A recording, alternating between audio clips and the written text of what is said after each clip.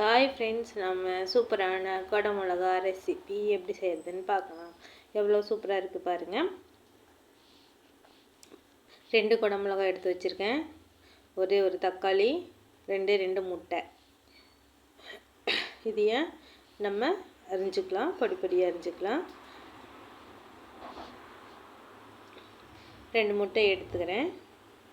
அது வந்து நம்ம செஞ்சு முடிச்சதுக்கப்புறம் தான் அது தேவை. உங்களுக்கு எவ்வளோ முட்டை தேவையோ 2 போட்டுக்கலாம், 3 போட்டுக்கலாம், ஒன்றும் பிரச்சனை இல்லை. நாம் இப்போது தக்காளியும் குடமிளகா 2 அரிஞ்சு வச்சுட்டேன். இப்போ வெங்காயம் அரிஞ்சிக்கலாம்.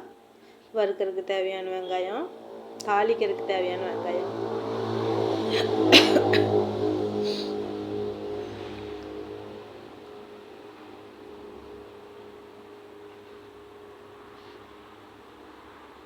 வச்சுட்டு வடிச்சிட்டு 2 கருவேப்பிலை, 2 வரமிளகாய்.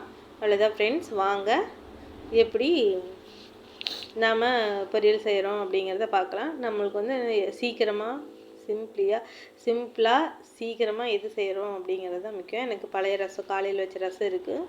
நாங்கள் நைட்டுக்கு சாப்பாடு தான், இட்லி தோசையெல்லாம் நாங்கள் செய்ய மாட்டோம், சாப்பாடு தான் செய்வோம். அதனால் காலையில் வச்ச ரசம் இருக்குது. அதனால் நம்ம குடமிளகா மட்டும் வறுத்துக்கலாம் அப்படின்ட்டு அடுப்பத்தை வச்சுட்டேன். வடச்சட்டியை எடுத்து அடுப்பில் வச்சுட்டேன். தேவையான அளவு எண்ணெய் ஊற்றிட்டேன்.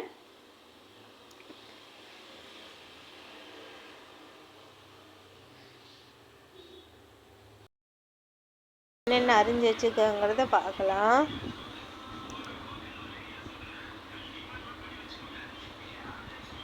கடுகு போட்டேன். கடுகு பொரியட்டும். நல்லா பொரிஞ்சதுக்கப்புறம்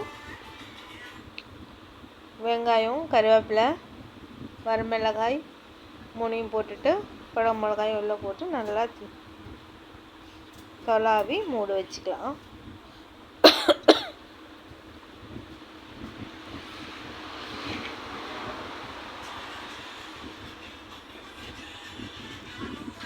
நல்லா போட்டு கிளறி விடுவோம்.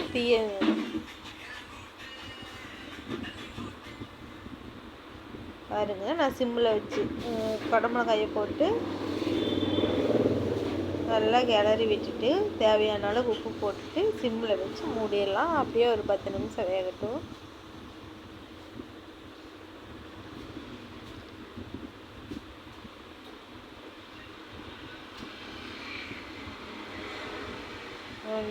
ஒரு 10 நிமிஷம் விட்டதுக்கப்புறம் எடுத்து பார்த்திங்கன்னா ஒரு அரை பதம் வெந்திருக்கும் தக்காளி எல்லாமே சேர்ந்து.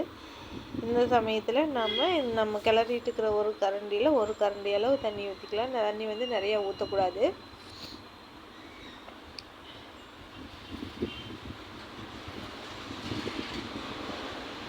அந்த ஒரு கரண்டி அளவு ஊற்றி அப்படியே அதையும் வணக்கறதுக்கு விட்டுட்டு அப்படியே வேகட்டும்.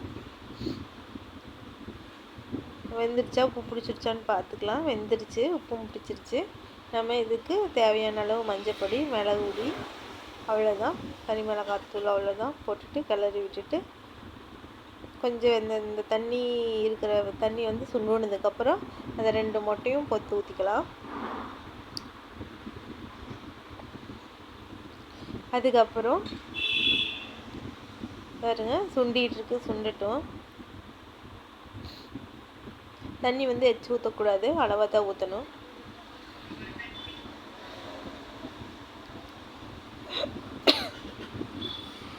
தண்ணி வந்து சுண்டினதுக்கப்புறம் முட்டை பொத்து ஊற்றிக்கலாம். முட்டை பொத்து ஊற்றிக்கலாம்.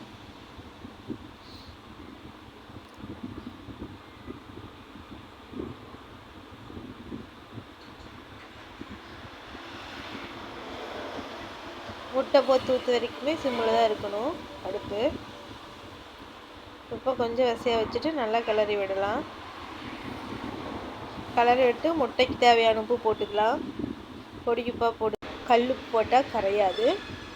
தேவையான அளவு இந்த முட்டைக்கு தேவையான அளவு பொடி உப்பு போட்டுக்கலாம். போட்டு நல்லா கிளறிக்கலாம்.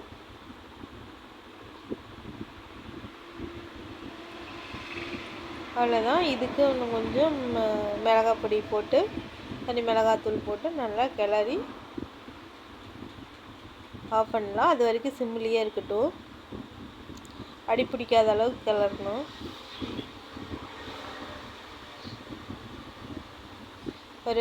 இது வந்து ஒரு 10-15 நிமிஷத்தில் நம்மளுக்கு வேலை முடிஞ்சிடும். வெறும் சாப்பாடு வச்சு சாப்பிட்டுக்கலாம்.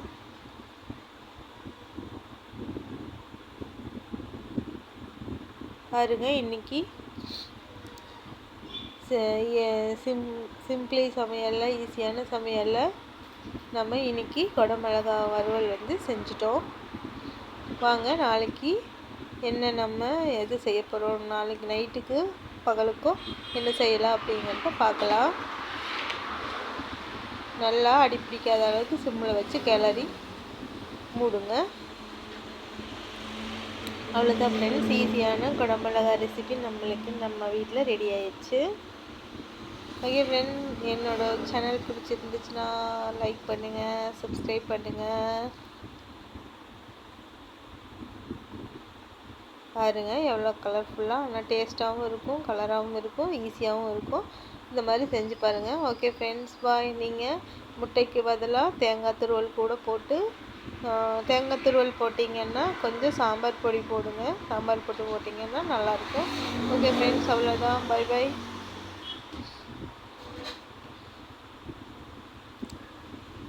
சப்ஸ்கிரைப் பண்ணுங்கள் ஃப்ரெண்ட்ஸ், உங்கள் சப்போர்ட்டு தான் எனக்கு வேணும்.